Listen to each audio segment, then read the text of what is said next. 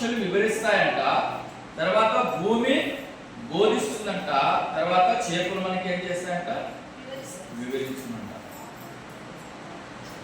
అన్ని చెప్పరు కానీ రెండోది చెప్తా. ఏది? ఆకాశ పక్షుల్ని విచారించుము, అవి నీకు తెలియచేయును. ఆకాశ పక్షులు మనకి ఏం తెలియజేస్తాయో మనం విందాం ఈరోజు. హల్లెలూయా. యేసు స్వామి కూడా ఒక మాట అన్నాడు. ఏమన్నాడు? మత్తయి సువార్త 6వ అధ్యాయము 26వ వచనం. మత్తయి సువార్త 6వ అధ్యాయము 26వ వచనం. ఏమన్నాడు? ఆకాశ పక్షులను చూడుడి అని చెప్పాడు. ఎవరితో చెప్పాడు? శిష్యులతో చెప్పాడు. ఏం చెప్పాడంటే, శిష్యులారా ఆకాశ పక్షుల్ని చూడండి అన్నాడు. శిష్యులతో చెప్తున్నాడు. మీరు ఆలోచన చేయండి, ఆకాశ పక్షులను శిష్యులు ఎప్పుడు చూడలేదా? ఆకాశ పక్షులు యేసు స్వామి ఏమంటున్నాడు? ఆకాశ పక్షులు చూడండి శిష్యులారా. ఎంత వయసు ఆ శిష్యులకి? చాలా పెద్దవారు వాళ్ళు కూడా. కానీ యేసు స్వామి ఏమంటున్నాడు? ఆకాశ పక్షుల్ని చూడండి అంటున్నాడు. వాళ్ళు చూడలేదా? చూశారు. ఎవరు? శిష్యులు ఆకాశ పక్షులు చిన్నప్పటి నుండి చూస్తూనే ఉన్నారు. చూస్తున్నటువంటి వీళ్ళకి యేసు స్వామి ఏమంటున్నాడు? ఆకాశ పక్షుల్ని చూడండి శిష్యులారా అంటున్నాడు. అంటే అంతవరకు శిష్యులు చూసింది వేరు, ఇప్పుడు చూడమంటుంది వేరు. మనం కూడా చూస్తాం ఆకాశ పక్షుల్ని. ఆకాశ పక్షులు అంటే కాకులు ఉండొచ్చు, పావురాళ్ళు ఉండొచ్చు, తర్వాత గద్దలు ఉండొచ్చు, చాలా చాలా చాలా రకమైనటువంటి పక్షులు. వాటిని ఏమంటారు? ఆకాశ పక్షులు. ఈ ఆకాశ పక్షులను మనం కూడా చూస్తాం. ఉదయం లేవగానే పల్లెటూరులో ఎక్కువ ఉంటాయి ఆకాశ పక్షులు. పావురాలు కూడా ఉంటాయి, కాకులు కూడా ఉంటాయి. అవి ఎగురుతూ ఉంటాయి చల్లదనంలో. చాలా పొద్దున్నే కొన్ని అడవుల్లో, మంచి తోటల్లో కోకిలలు కూడా చాలా చక్కగా అరుస్తూ ఉంటాయి. మనం కూడా చూస్తాం.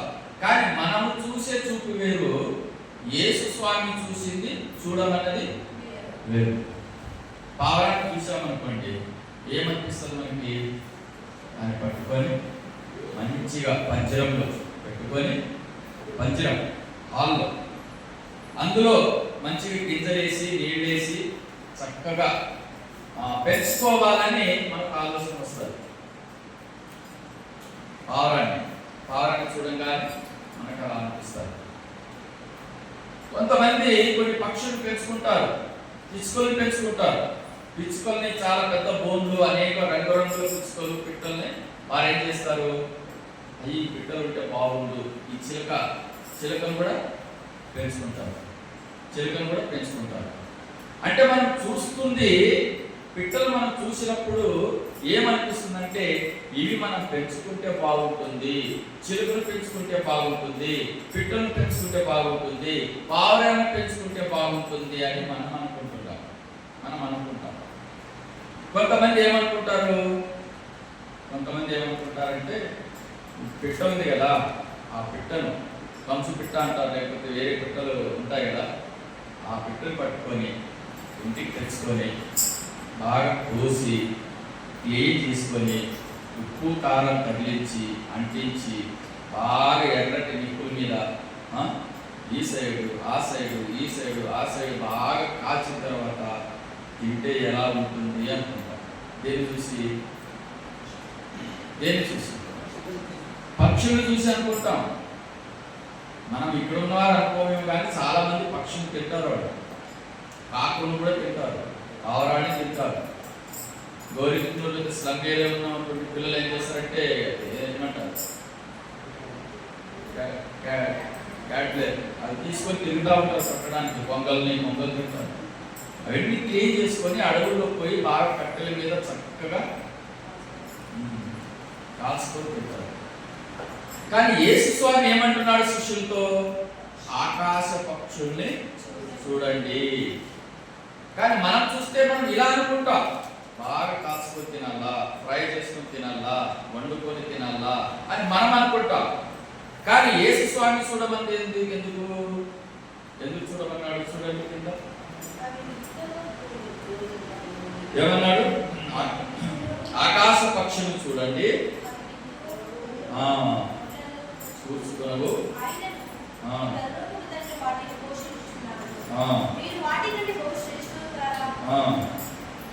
ఇక్కడ ఆకాశ పక్షులు చూడండి. చూడండి ఏం చెప్తున్నాడంటే, ఆకాశ పక్షులు చింత చేయవు. ఏం చేయవు? హల్లెలూయా. ఆకాశ పక్షులు ఏం చేయవు? శిష్యులు చూడమంటున్నాడు. ఏమని చేయమంటాడు? శిష్యులు చూడమంటున్నాడు. ఆకాశ పక్షులు చూడండి అయ్యా, మీరైతే చింత చేస్తారు. ఏమని? ఏమి తిందుమో, ఏమి తాగుదమో, ఏమి ధరించుకుందామో అని మీరు చింత చేస్తారు. కానీ మీరు చూడండి ఆకాశ పక్షులు, ఆకాశ పక్షులు ఏం చేయవు? చింత చెయ్యవు అని చెప్తున్నాడు. ఏమంటున్నాడు ఆయన? ఆకాశ పక్షులు చూడండి, అవి చింత చెయ్యవు. ఫిలిప్పీయులకు రాసినటువంటి పత్రిక 4వ అధ్యాయం 6వ వచనంలో చూడండి, దేవుడు ఏమంటున్నాడు? పౌలు గారు ఏమంటున్నాడు? చూడండి, ఫిలిప్పీయులకు రాసినటువంటి పత్రిక 4వ అధ్యాయం 6వ వచనం.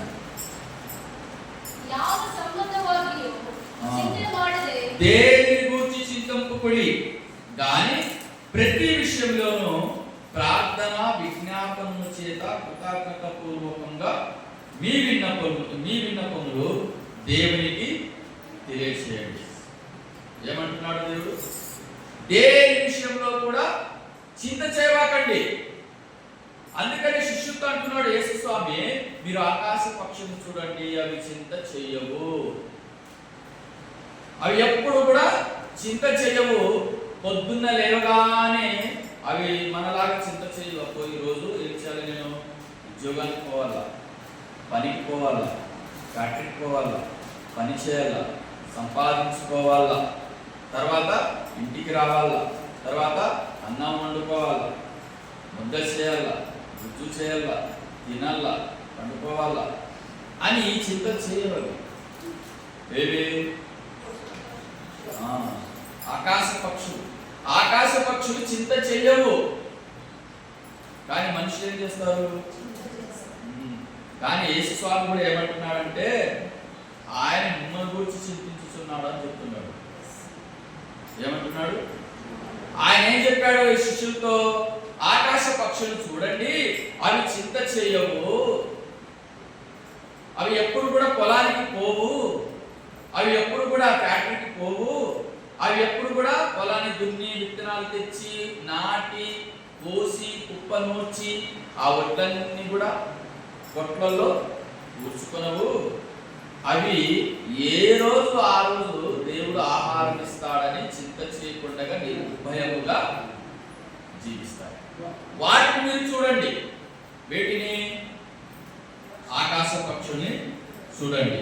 యేసు స్వామి అంటున్నాడు, పేతురు గారు ఏమంటున్నాడంటే, ఆయన మిమ్మల్ని గురించి చింతించుచున్నాడు. ఎవరు? యేసు స్వామి. యేసు స్వామి ఎందుకు చింతించుచున్నాడంటే, మీరెక్కడ చింత చేస్తారని ఆయన చింత చేస్తున్నాడు.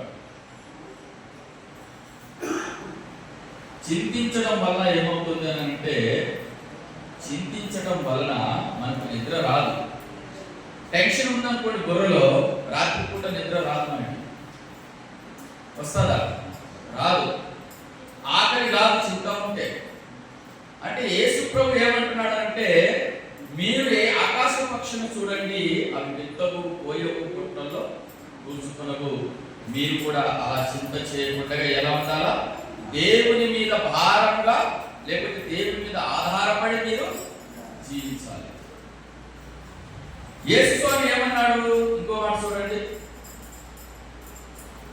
ఆకాశ పక్షులట, యేసు స్వామి అన్నాడు ఆకాశ పక్షులు చూడండి అని చెప్పాడు. ఎందుకు చూడమన్నాడు అని అంటే, ఆకాశ పక్షులు దేవునికి ప్రార్థన చేస్తాయట. ఆకాశ పక్షులు ఏం చేస్తారు? దేవునికి ప్రార్థన చేస్తారు. కానీ మనుషులు ఏం చేస్తారు? మనుషులు ఎదుట ప్రార్థన చేస్తారు. మనుషులు ఎదుట ప్రార్థన అంటే, అయ్యా నాకు ఈ ఆపద ఉంది, ఈ కష్టం ఉంది, ఈ బాధ ఉంది, మీరు నాకు హెల్ప్ చేయండి, సహాయం చేయండి అని మనుషుల ముందు మనం ఏం చేస్తాము? చెయ్యి చాపుతాము. కానీ యేసు స్వామి ఏమంటున్నాడంటే, ఆకాశ పక్షులు చూడండి, అవి దేవునికి ప్రార్థన చేస్తాయంటాడు. ఏబు గ్రంథం చూడండి, ఏబు గ్రంథము 38వ అధ్యాయము 41వ వచనం. ఏబు గ్రంథము 38వ అధ్యాయము 41వ వచనం. తిండి లేక తిరుగులాడుచు కాకి పిల్లలు దేవునికి మొరపెట్టుట. ఏం చేస్తాయంట? తిండి లేక తిరుగులాడుతున్న కాకి పిల్లలు ఏం చేస్తాయంట? దేవునికి మొరపెడతాయంటారు. విన్నారా ఎప్పుడైనా కాకి పిల్ల కాకులు ప్రార్థన చేసేది విన్నారా? కానీ కావు కావు కావు కావు అని అరుస్తాయి, ఆ శబ్దం వింటాం. కానీ ఆ శబ్దంలోనే అవి ఏం చేస్తాయంట? దేవునికి ప్రార్థన చేస్తాయి. దేవుని ప్రార్థన చేసి ఏం పొందుకుంటాయంట? అవి ఆహారాన్ని పొందుకుంటాయి. అందుకనే యేసుస్వామి అన్నాడు, శిష్యులారా ఆకాశ పక్షులను చూడండి, అవి దేవునికి ప్రార్థన చేస్తున్నాయి, దేవుని చేతిలో ఉన్నటువంటి ఆహారాన్ని తీసుకోవాలని ఆశపడుతున్నాయి. కీర్తనల గ్రంథం 145వ కీర్తన. కీర్తనల గ్రంథం చూడండి, 145వ కీర్తన 15వ వచనం. కీర్తనల గ్రంథం 145:15వ వచనం. సర్వ జీవుల కన్నులు నీ వైపు చూచుచున్నవి, తగిన కాలమందు నీవు వారికి ఆహారం ఇచ్చుదువు. నీవు నీ గుప్పిళ్ళని విప్పి ప్రతి జీవి కోరికను తృప్తిపరచుచున్నావు. యేసు స్వామి ఏమన్నాడు శిష్యులతో? ఏమన్నాడు? ఆకాశ పక్షుల వైపు చూడండి అని చెప్పాడు. ఎందుకన్నాడనంటే అవి చింత చేయవు. అవి చింత చేయవు. ఏం తినాలా, ఏం త్రాగాలా, ఏం ధరించుకోవాలా, నా పిల్లలకేమి, నా భర్తకేమి, నా భార్యకేమి, నేను ఇల్లు కట్టుకోవాలా, లేకపోతే ఏ విషయంలో కూడా ఆకాశ పక్షులు ఏం చేయవు? చింత చేయవు. మీరు కూడా చింత చేయబాకండి శిష్యులారా అని చెప్తున్నాడు. తర్వాత ఏమన్నాడు? మీరు దేవునికి ప్రార్థన చేయండి, ఎందుకంటే ఆకాశ పక్షులు కూడా ఏం చేస్తున్నాయి? ప్రార్థన చేస్తున్నాయంట. ఎవరు? ఆకాశ పక్షులు. ఏబు గ్రంథంలో ఏం చెప్పుకున్నాము? మృగములను విచారించుము, తర్వాత ఆకాశ పక్షులు విచారించాలి మీకు తెలియజేస్తాయంటే ఏమని తెలియజేస్తుంటాయి? ఇప్పుడు మనకి అవి చింత చేయబాకండి నాయన, తర్వాత దేవునికి ప్రార్థన చేయండి నాయన. తర్వాత కీర్తనలో ఏమని రాయబడింది? సర్వజీవుల కన్నులు నీ వైపు చూచుచున్నవి. కొండల వైపు నా కన్నులు ఎత్తుచున్నాను, నాకు సహాయం ఎక్కడి నుండి వస్తుంది? యెహోవా వలనే నాకు సహాయం. మన కన్నులు ఎవరి వైపు ఉంటాయి? అస్సలు ఉండదు. ఎక్కడ పోతే మనకు ఛాన్స్, ఎక్కడ పోతే మనకు ఏ వ్యక్తితో కలిస్తే ఓట్లప్పుడు చూడాలి మన కన్నులు. ఎలక్షన్ వస్తాయి చూడండి, అప్పుడు చూడాలి మన కన్నులు. ఎవడొస్తాడా, ఏ పాలిస్తాడా, ఎవడొస్తాడా, ఏ పాలిస్తాడా, ఆడిపోదప్ప, ఈడిపోదప్ప, ఆడిపోదప్ప, ఈడిపోదప్ప.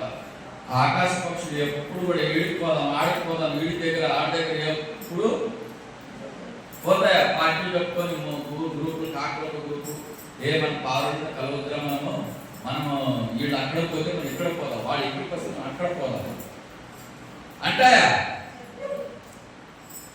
ఏ దేవుడైతే వాటిని పోషిస్తాడో వాటిపైనే అవి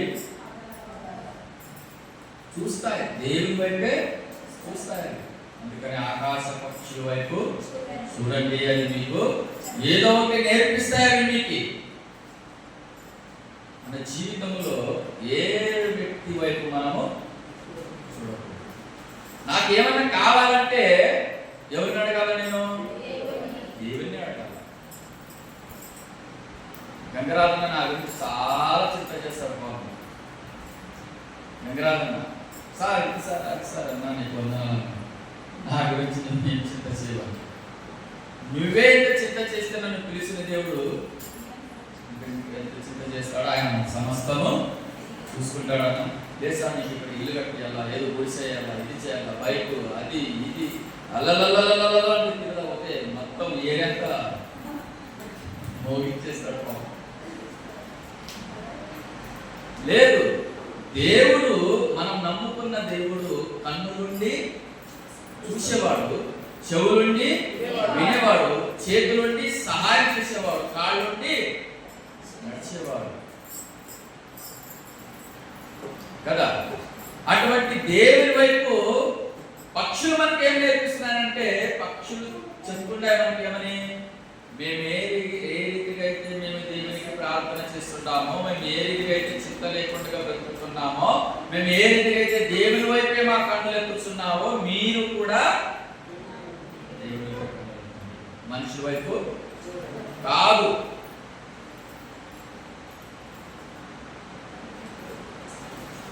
ఆకాశ పక్షులు చూడమని ఇంకెవరు చెప్తున్నాడో చూద్దాం.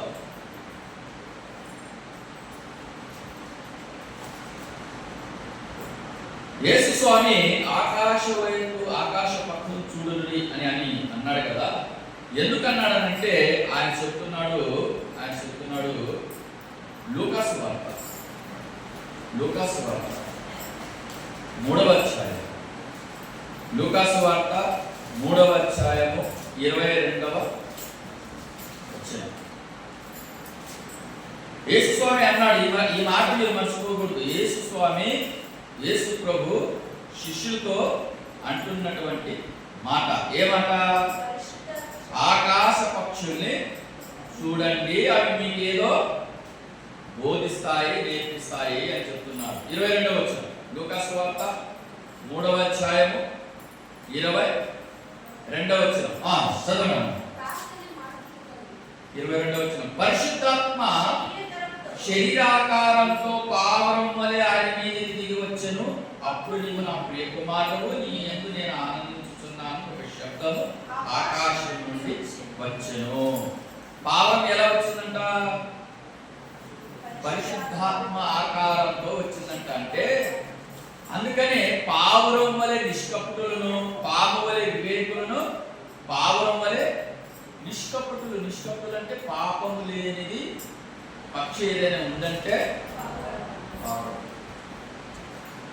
పావురాన్ని కొన్ని రాజకీయ పార్టీల్లో కొన్ని పక్షులు ఏం చేస్తారు, అవి ఎగరేస్తారట. మంచి మంచి నాయకులు తెల్లటి పావురాలు తీసుకొని ఎగరేస్తారు. దానికి ఏంటంటే పావురం శాంతికి చిహ్నము, తర్వాత పరిశుద్ధతపది. యేసు స్వామి ఏమన్నాడు? యేసు ప్రభు ఏమన్నాడు? ఆకాశ పక్షులను చూడండి అన్నాడు. ఎందుకంటే పావురం వైపు చూడండి, అది ఎప్పుడు కూడా పరిశుద్ధంగానే ఎలా ఉంటుంది? అది పరిశుద్ధంగా ఉంటుంది. నువ్వు ఆ పావురాన్ని చూసి నేర్చుకో, అది ఎలా పరిశుద్ధంగా ఉండాలో అది నీకు నేర్పిస్తుంది. ఒక ఊర్లో కొన్ని పావురాలు జతగా ఎగురుతున్నాయంట. వినే ఉంటారేమో తెలియదు మీకు. పావురాలు జతగా వెళ్తున్నాయి, జతగా వస్తున్నాయి, జతగా తింటున్నాయి, జతగా తింటున్నాయి, మళ్ళీ జతగా. అన్ని పావురాలు తెల్లగా ఉన్నాయి. కొన్ని పావురాలు తెల్లగా ఉన్నప్పుడు ఒక కాకి దూరం నుండి బాగా చూసింది వాటిని. ఏంద్రాయుడు ఐక్యత, ఏంద్రాపాయుడ సహవాసం, బలి ఎగురుతున్నాయి, జతగా వెళుతున్నాయి, జతగా తింటున్నాయి, జతగా పడుకుంటున్నాయి, చాలా చక్కగా ఉన్నాయి కదా అని చెప్పేసి కాకి చూసిందంట. చూసిన తర్వాత ఈ కాకి పావురాల దగ్గరికి వెళ్ళి, పావురాళ్ళారా నేను కూడా మీ గ్రూప్ లో జాయిన్ అవుతాను అని చెప్పిందంట. ఎవరు కాకి. నేను కూడా మీ పార్టీలో జాయిన్ అవుతాను, ఎందుకంటే మీరు చాలా చక్కగా ఉన్నారు, చాలా చక్కగా ఐక్య బాగా ఎగురుతున్నారు, బాగా అక్కడక్కడ దిగి మీరు ఏం చేస్తున్నారు, తింటున్నారు కదా. నేను కూడా మీ గ్రూప్లోనే జాయిన్ అవుతాను, నన్ను కూడా చేర్చుకోండి అని చెప్పిందంట. ఎవరు? కాకి. తెల్లటి పావురాళ్ళు మరి కాకి. ఎవరి గురించి చెప్తున్నాను? కాకి గురించి చెప్తున్నాను.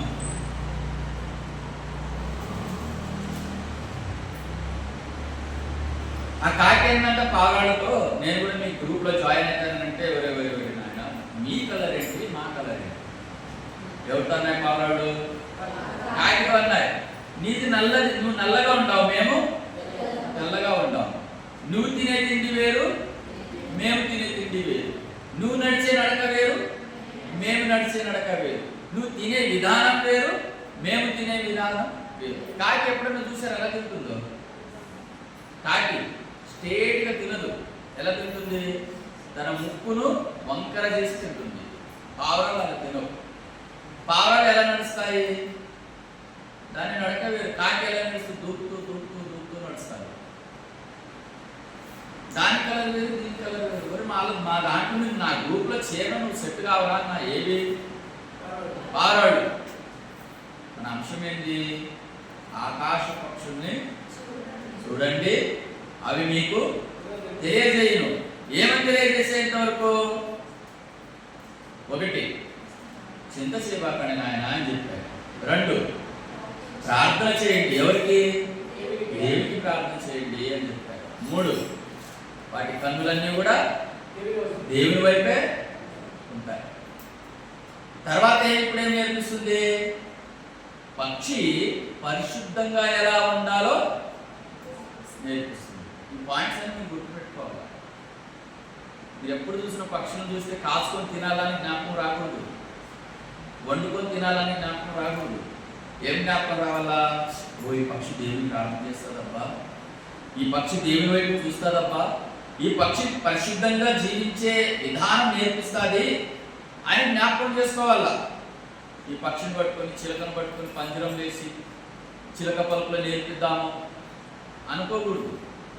పక్షులు చూడగానే వాటిలో ఏదో ఒక క్యారెక్టర్ గుణం ఉంది, అది మనం ఏం చేయాలంటే క్యాచ్ చేయాలి. లేదు నేను కూడా మీలాగే తయారవుతానని కాకి ఏం చేసింది? పావురాలతో చెప్పింది. చెప్పిన తర్వాత ఇప్పుడు ఏం చేయాలా? పావురాళ్ళు ఎలా ఉంటాయో కాకి కూడా అలానే. నేనేది ఇప్పుడు నిలబడి పెట్టకలేదు చెప్పట్లా, బైబిల్లో ఉన్నటువంటి మాటలే చెప్తున్నాను. ఈరోజు సార్ ఎందుకు పెట్టకతో చెప్పాడు అని అనుకోవాలి. అప్పుడు కాకి ఏం చేసిందంట, ఒక సున్నం బట్టి ఉంటుంది కదా, సున్నం తయారు చేసి అక్కడికి బాగా ముందు నీళ్ళలో బాగా స్నానం చేసి తర్వాత వెళ్ళి ఆ తెల్లటి ఒక బూడిదలో బాగా దొర్లిందంట. బాగా దొర్లి మొత్తం చూసుకున్నంట బాగా తెల్లగా అయిపోయింది. ఎందుకంటే పావురాలు తెల్లవు కదా. ఇప్పుడు ఈ గ్రూప్ ఆ గ్రూప్లో జాయిన్ అంటే నేనేం కావాలి? ఇప్పుడు నేను కూడా తెల్లగా కావాలి. ఆ తర్వాత ఇంకా ఎప్పుడైతే తెల్లగా అయింది, రెండోది ఏం చేయాలి? ఇప్పుడు నేను పావురాలు ఎలా నడుస్తాయో నేను కూడా అలాగే నడవాలని పాపం చాలా తెల్లారి 4 గంటలు లేచి ప్రాక్టీస్ చేస్తుందంటారు. ఏది? పావురాలు ఎలా నడుస్తాయో అది కూడా అట్లనే నడిచి మొత్తానికి ఇది కూడా నేర్చుకుందంట. తర్వాత సెకండ్ ఏంది? పావురాలు ఎలా తింటాయో కాకి కూడా ఏం చేయాలి? ఇప్పుడు అలాగే తినేది నేర్చుకోవాలి. ఇప్పుడు ఏం తినాలా? కాకి ఎప్పుడైనా గింజలు తింటారా? తినదు. పావురాలు ఏం తింటాయి? గింజలు తింటాయి. ఇప్పుడు కాకి మీ గ్రూప్ లో చేరాలంటే నేనేం చేయాలి? ఇప్పుడు గింజలు తినేది ప్రాక్టీస్ చేసుకోవాలి. కింద పడి మీద పడి పాపం కాకి ఏమొచ్చిన బాధ, వాళ్ళ గ్రూప్ లో చేరాలని ఎట్లనే చేరాలని బాగా ఏం చేసిందంటే గింజలు తినేది కూడా ప్రాక్టీస్ చేసుకుంది. ఇప్పుడు మొత్తానికి పావురాలు ఏ స్టైల్లో ఉన్నాయో, ఏ రూట్లో ఉన్నాయో, ఏ భోజనం తింటాయో అవంతా కూడా క్లియర్గా నేర్చుకొని వాళ్ళలో జాయిన్ అయిన మొత్తానికి స్థానము సంపాదించుకుంది. ఏది? ఎవరి దగ్గర? పావురాల దగ్గర. అప్పుడు వీటితో పాటు దగ్గరుతుంది, వీటితో పాటు వెళుతుంది, వీటితో పాటు భోజనం చేస్తుంది, వీటితో పాటు హాయిగా ఉంటుంది. అలా కొన్ని రోజులు తిరుగుతా రోజు గింజలు తింటుంది. పాపం రోజు గింజలు తింటుంది. అలా తిరుగుతా ఉన్నప్పుడు ఒక మంచి పందికొక్కు చనిపోయి కుళ్ళిపోయి వాసన కొడుతుంది పక్కన. అప్పుడు చూసిందంట కాకి, వాసన వస్తుంది ఒకవైపు. ఎందుకంటే పందికొక్కు చచ్చిపోయిన పందికొక్కు చూసారు, పందికొక్కు చచ్చిపోయింది ఎప్పుడన్నా చూసారా? చూడండి ఈసారి దగ్గర. అప్పుడు అనుకున్నట్ట కాకి, ఈ గింజలు తిని తిని తిని సాలైపోయింది, నా నాలుకంతా కూడా సప్పపడిపోయింది తప్ప నాకు ఇలా సహవాసము వద్దు, ఇలా నడక వద్దు, ఇలా చర్చి వద్దు, నాకేమొద్దని గట్టిగా కళ్ళు మూసుకొని ఆ పందికొక్కు దగ్గర పోయి దాని మీద నిలబడి పీక్కొని పీక్కొని పీక్కొని పీక్కొని పీక్కొని తినిందంట. అప్పుడు కొన్ని పావురాలు వచ్చి చెప్తున్నట్టే ఏమని చెప్పాముగా, నాలుగు కలవరాకు మా రూటు వేరు నీ రూటు అని చెప్పాయంట. ఏవి యేసు స్వామి ఏం చెప్తున్నాడంటే, ఆకాశ పక్షుల్ని చూడండి, అవి వేవో మీకు నేర్పిస్తాయి. ఎప్పుడు కూడా పావురము చచ్చినది కుళ్ళినది ఎప్పుడు కూడా తినదది, కాకే తింటుంది. అర్థమైందా? ఆకాశ పక్షులు చూడండి అని చెప్తూ ఆయన ఏమంటున్నాడంటే పావురాల గురించి చెప్తున్నాడు. కొరింథీయులకు రాసినటువంటి పత్రిక 2వ పత్రిక, కొరింథీయులకు రాసినటువంటి 2వ పత్రిక 1వ అధ్యాయం 12వ వచనం చూడండి.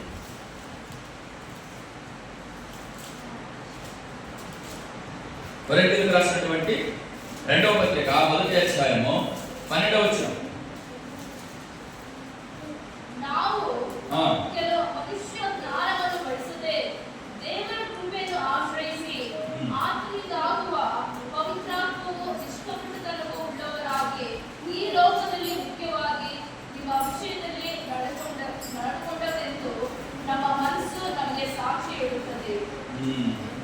ఏమంటున్నాడంటే, దేవుడు అనుగ్రహించు పరిశుద్ధతతోనూ నిష్కపటముతోనూ దేవుని కృపానే అనుసరించి లోకంలో నడుచుకోండి. ఎలా నడుచుకోవాలంట? దేవుడు అనుగ్రహించు పరిశుద్ధత, దేవుడు అనుగ్రహించు నిష్కపటముతో లోకంలో మనము నడుచుకోవాలంట. ఏ రీతిగా నడుచుకోవాలా? పావురం ఏ రీతిగా అయితే నడుచుకుందో ఆ రీతిగా మనము నడుచుకోవాలా. ఆకాశ పక్షులు చూడండి అని యేసు స్వామి చెప్పాడు కదా. చెప్పిన తర్వాత ఇప్పుడు ఎన్ని పాయింట్ నేర్చుకున్నాం మీరు చెప్పలేకున్నాం. ఎన్ని పాయింట్ నేర్చుకున్నాం? మొదటిది ఆకాశ పక్షులు చూడండి, అవి చింత చేయవు. తర్వాత రెండోది ప్రార్థన చేస్తాయి. మూడోది అవి దేవుని వైపు చూస్తాయి. తర్వాత పరిశుద్ధత ఏమిటో నేర్పిస్తాయి. మొదటి ఏంటి? చింత చెయ్యవు. రెండోది ప్రార్థన చేస్తాయి. మూడోది దేవుని వైపే చూస్తాయి. నాలుగోది పరిశుద్ధంగా ఎలా ఉండాలో నేర్పిస్తాయి. ఐదోది ఆకాశ పక్షి ఏం చేస్తుందంట? ఇంకొక జీవితం ఉందని నేర్పిస్తుందంట. ఏం చేస్తుందంట? ఇంకొక జీవితము. మొన్న చెప్పాను కదా, గంగరాజు వారి ఇంట్లో ధనవంతుడు ఎందుకు పోయాడు నరకానికి? ఇంకొక జీవితం లేదు, రేపు చనిపోదుము గనక తిందుము తాగుదుము సుఖిస్తుము. ఎందుకంటే ఎవడు చూసి వచ్చాడు నరకము, ఎవడు చూసి వచ్చాడు పరలోకము? నువ్వు చూసి వచ్చావా? నువ్వు వెళ్ళొచ్చావా? గాలిలో గాలి, తుమ్ములో తుమ్ము, మట్టిలో మట్టి, కలిసిపోతానని ఏడే జీవితం లేదు. కాబట్టి ఈ బ్రతికి ఉన్నప్పుడే మనం ఏం చేయాలా? ఎంజాయ్ చేసి చచ్చిపోవాలా. అలా అనుకొని ధనవంతుడు ఏం చేశాడు? ప్రతిరోజు సుఖపడేవాడంట. ప్రతిరోజు సుఖపడి సుఖపడి సుఖపడి సుఖపడి ఇక్కడ కళ్ళు మూసి అక్కడ కళ్ళు తెరిచాడు. ఎక్కడ? నరకంలో. కానీ ఈ పక్షి మనకి ఏం నేర్పిస్తుందంటే ఇంకొక జీవితం ఉంది అని నేర్పిస్తుందంట. అందుకని చూడండి, కీర్తనల గ్రంథం 103వ అధ్యాయం కీర్తనల గ్రంథము 103వ అధ్యాయం.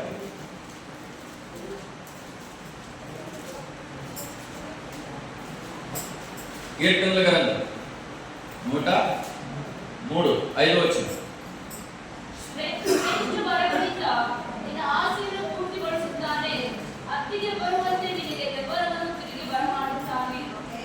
హల్లెలూయా. 5వ వచనంలో ఏముంది? పక్షిరాజు యవ్వనము వలె నీ యవ్వనము క్రొత్తదగుచున్నట్లు మేలుతో నీ హృదయమును తృప్తిపరచుచున్నాడు. పక్షిరాజు ఏమవుతుందంట? యవ్వనము కొత్తదవుతుందంట. అది ఏమవుతుందంట? పక్షిరాజు అది దాదాపుగా 70 సంవత్సరాలైనా జీవిస్తుంది. అది ఏది? పక్షిరాజు.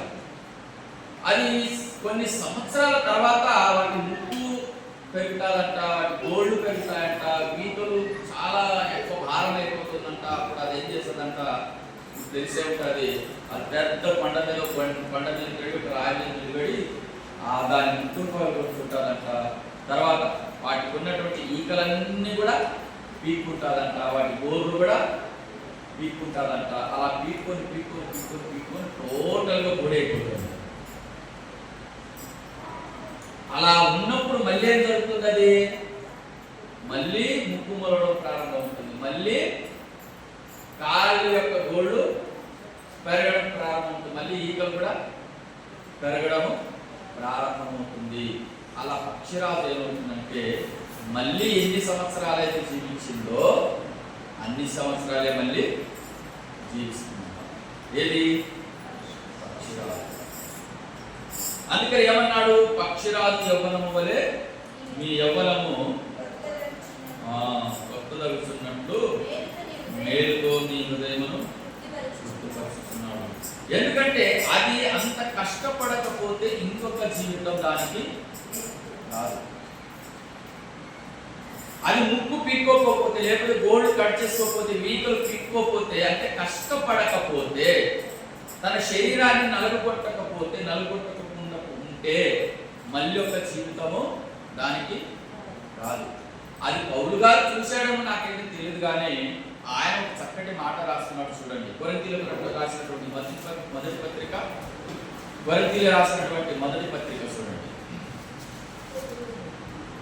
కొరింథీయులకు రాసినటువంటి మొదటి పత్రిక 9వ అధ్యాయం చూడండి. 9వ అధ్యాయం.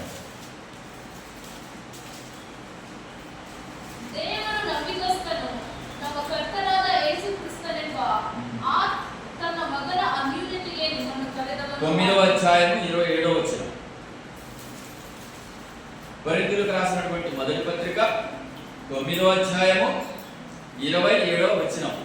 గాలిని కొట్టినట్లు నేను పోట్లాడలేదు, కానీ ఒకవేళ ఇతరులకు ప్రకటించిన తర్వాత నేను భ్రష్టుడై పోదునేమో అని నా శరీరమును నలగొట్టి దానిని లోపరుచుకొనుచున్నాను అంటున్నాడు. పక్షిరాజు ఒక పెద్ద కొండ మీదకి వెళ్ళి బండరాయి మీద నిలబడిన తర్వాత ఈకలు ఏ రీతిగా అయితే పీక్కుంటారో, ముక్కు ఏ రీతిగా అయితే ఎరుగొట్టుకుంటారో, గోళ్ళు ఏ రీతిగా అయితే పీక్కుంటారో, ఎందుకు? ఇంకొక జీవితాన్ని పొందుకోవాలని ఏ రీతిగా తన శరీరాన్ని తన నలగొట్టుకుంటుందో పౌలు గారు అంటున్నాడు. ఏమంటున్నాడంట? నా శరీరమును నలగబట్టి దానిని ఏం చేస్తున్నాను? నేను లోపరుచుకుంటున్నాను అంటున్నాడు. అందుకనే పౌలు గారు ఏమంటున్నాడంటే ఆత్మకు శరీరానికి ఏమవుతుందంట? పరస్పరము విరుద్ధంగా ఉంటాయి. ఆత్మ ఒకటి చెప్తే శరీరము ఒకటి. ఈ శరీరము ఆత్మ మాట వినదు.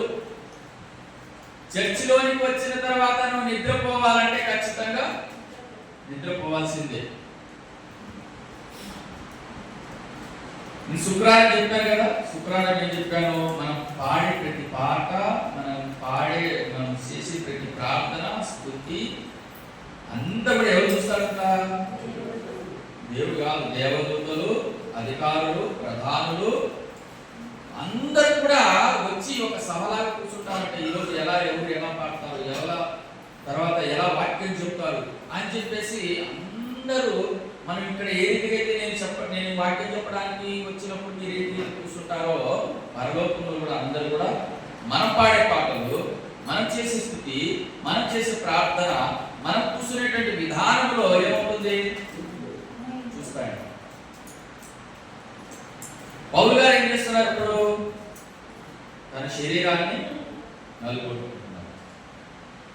సాలైపోయింది, ఇంకా ముగిస్తారు.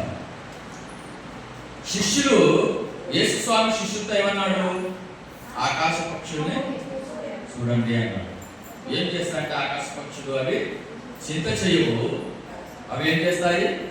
ప్రార్థన చేస్తాయి. తర్వాత దేవుని వైపు చూస్తాయి. తర్వాత పరిశుద్ధంగా ఉండే విధానంలో నేర్పిస్తాయి. తర్వాత ఇంకొక జీవితం ఉంది, ఈ జీవితమే ముగింపు కాదు అని నేర్పిస్తారు. హల్లెలూయా. కాబట్టి ఈ విషయాన్ని జ్ఞాపకం ఉంచుకొని ప్రార్థన చేసుకుంటారు. ప్రార్థన. పరిశుద్ధుడైన తండ్రి, మీకు వందనములు స్తోత్రములు చెల్లిస్తున్నాం ప్రభా. ఇంతవరకు నా తండ్రి కొన్ని మాటలు మేము నేర్చుకున్నాం. ఆకాశ పక్షుల్ని అవి మీకు వివరించును అని చెప్పిన ప్రకారంగా అవి మాకేమి వివరిస్తున్నాయో కొన్ని విషయాలు మేము నేర్చుకున్నాం. ఆ మాటలు మేము జ్ఞాపకం ఉంచుకొని జీవించడానికి గొప్ప చూపించమని యేసుక్రీస్తు నామమున ప్రార్థన చేస్తున్నాం తండ్రి.